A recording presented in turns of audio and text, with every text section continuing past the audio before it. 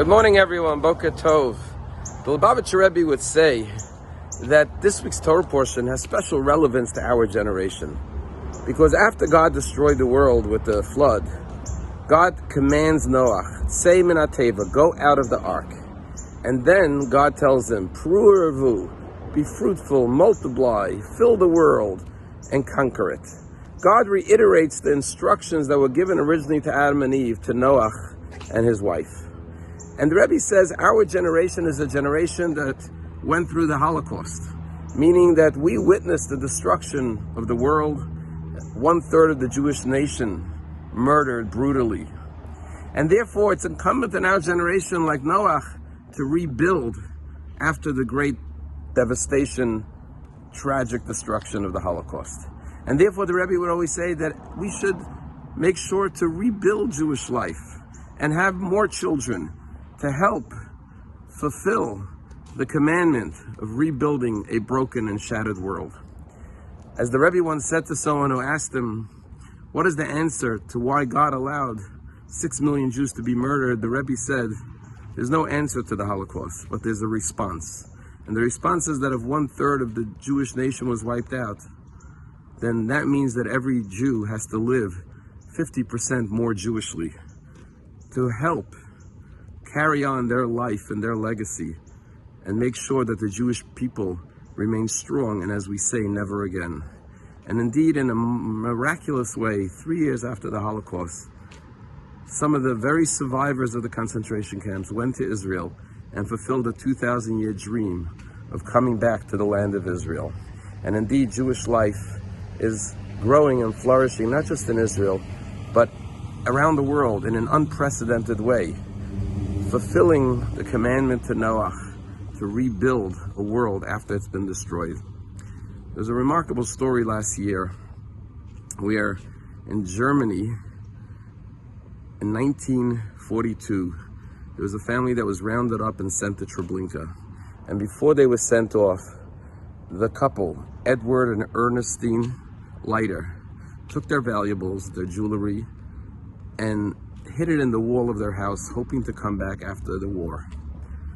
And one of the things they hid in the wall was a very precious Tanakh, a Bible, a very large Bible, 30 inches tall, weighed 22 pounds, with artwork. It had a translation into German, and it was very precious. He had received it from his grandfather, and he hid it in the wall. Tragically, he was murdered together with another 1 million Jews in Treblinka. But 80 years later, just last year, a father and a son bought the house in Germany, and they decided to renovate it. And as they were ripping out the walls, they discovered the jewelry and this old Bible. Well, they kept the jewelry for themselves, but they had no use for this Bible, which was Hebrew and translated into German. So they put it up on eBay. An art collector of religious objects bought it on eBay and paid 65 euro and decided to donate it to the local synagogue in Germany. They donated it to the local synagogue, and the synagogue saw it and decided to send it to the Holocaust Museum in Washington, D.C. When they received it,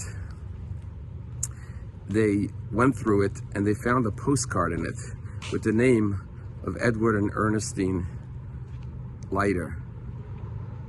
And they were able to trace his family lineage and discovered that Edward's son Zali had survived, the only survivor from the family, married a woman by the name of Susie Casper, went on to have children and grandchildren. And one of those grandchildren was a young man by the name of Jacob Leiter, who was living in Manhattan. And one day he opens his LinkedIn page and he has a message from the Holocaust Museum in Washington. They ask him if he is related to Edward Leiter, going back his great-grandfather's father.